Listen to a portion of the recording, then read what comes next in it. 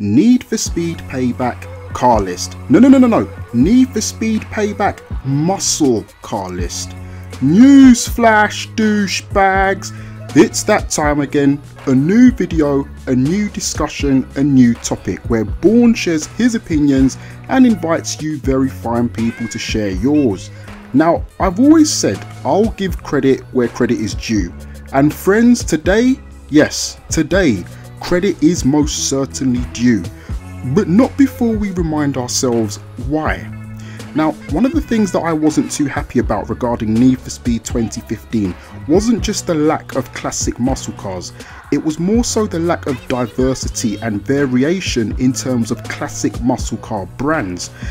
Going down the list from 2015, there were a total of 2 classic muscle cars, the 65 Mustang and the 69 Mustang Boss.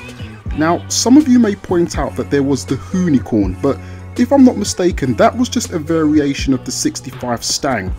And then there's the 1990 Mustang Fox Body, which to me, I wouldn't really call it a classic muscle car, it being from the 90s.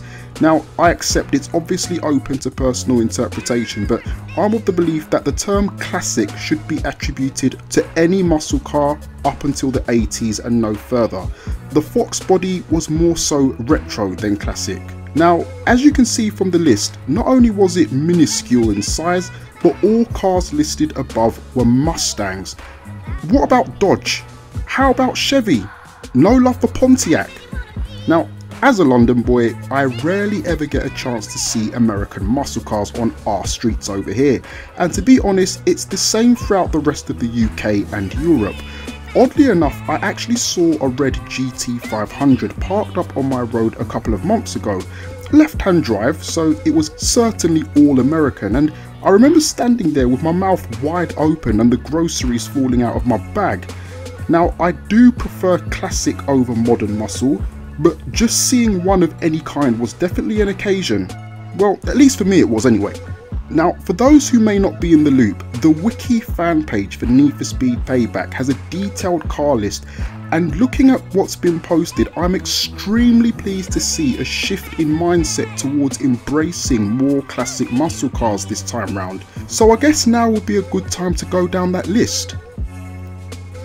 So first up, we have my personal favourite, coming in with a 5.7 litre V8, 295 brake horsepower and a 0 to 60 time of 8 seconds flat, making its comeback to the franchise, the Chevrolet Camaro Ss.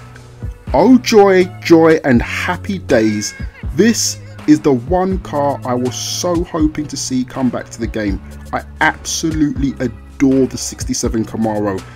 Compared to other muscle cars on this list, it's a bit smaller, but my goodness, it packs one heck of a punch, whilst retaining a somewhat beautiful sense of imposing simplicity looks wise. If it's available in-game from the start, this is what I was planning to be the first car I use in episode 1 of the Let's Play. Ghost? Excuse me, Ghost, I'm talking to you. If you're watching this, a huge thank you. And I'll ensure there'll be a few pints of beer waiting for you guys in the pub. Is it Budweiser, okay?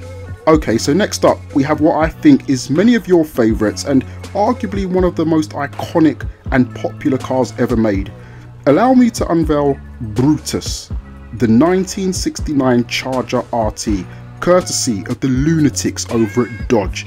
A car which has become synonymous with the Need for Speed franchise as well as other movies. It pushes a ridiculous 425 brake horsepower from its even more ridiculous 7 litre V8, a 0 to 60 time in just 5.4 seconds for a car that weighs as much as the Brooklyn Bridge. It just beggars belief and defied what I thought was possible. For those of you like me who campaigned for more classic muscle, it's great to see them respond by bringing the icon back. Next, we have the Mercury Cougar Xr7 Gte. That sounds a bit like a type of fax machine.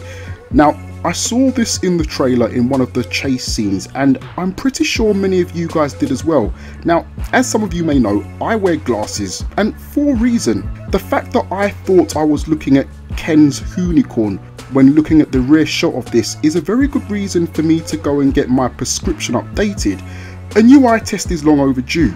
Now, the Mercury Cougar also packs a 7 litre V8, this time chucking out 390 thoroughbred American horses with the traditional muscle car 4-speed transmission setup.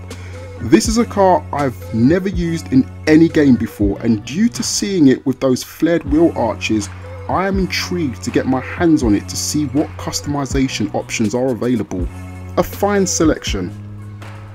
And last but not least, we have what looks wise is the most intimidating classic muscle car of the whole pack, and in my opinion the one with the best sounding name, Pontiac's own GTO Judge. This should be the default car for every single villain in every single movie. After the Camaro, this comes a very close second in my list of favourite muscle cars. I mean, look at it! It's big, it's stupid, and it's angry. It's everything an American muscle car should be.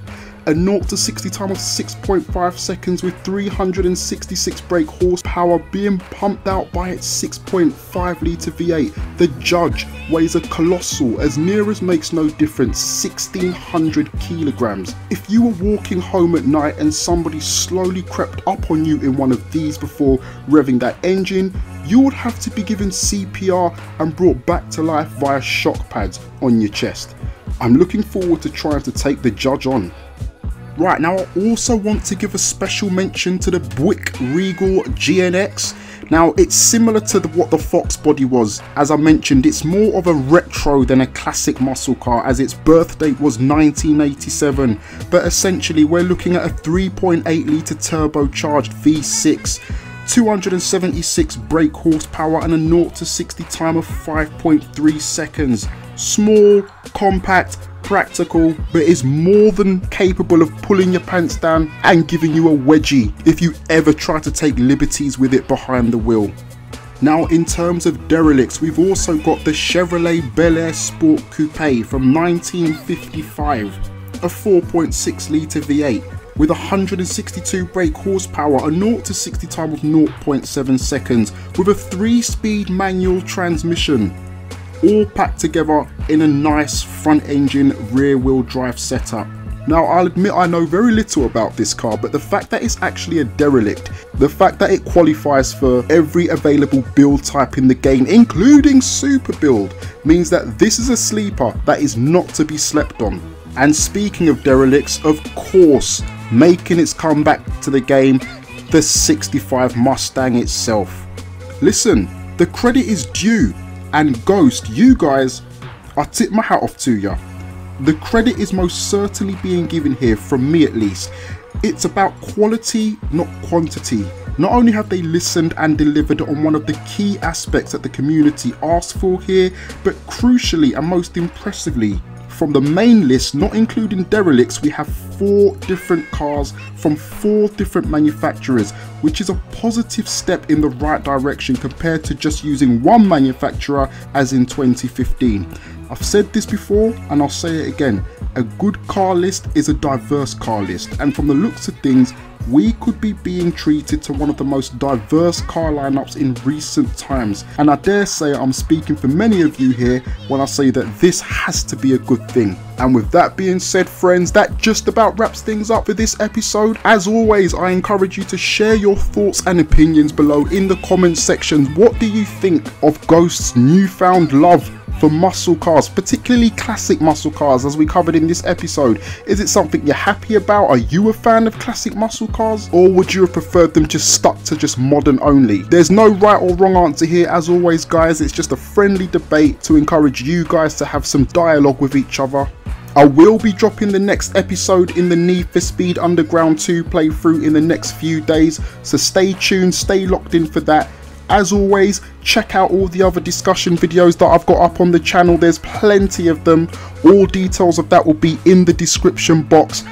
And don't forget to check out the AutoBOURNE magazine for all of your latest car reviews and head-to-head showdowns. Once again, details in the description box. Huge thank you to all the new subscribers recently and all of the guys that have been commenting. So sorry I haven't been able to respond to all of them. There's just been so many, and I've only got one pair of hands. But yeah, in the meantime, I will see you when the next video comes out. Take it easy. Peace. Do you like car reviews? Do you check out power tests?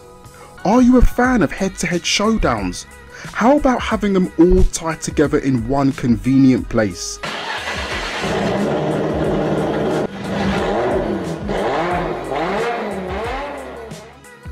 Welcome to the AutoBOURNE magazine, your one-stop shop for all of the above, presented on a weekly basis with quality content, clean-cut commentary and cars to suit everyone's pocket. What happened when a 370Z went up against the original 240? Was the American muscle car misunderstood by the British? Should you buy the brilliantly stupid John Cooper Works Mini? All questions and more will be answered as part of the AutoBOURNE magazine. Check it out now.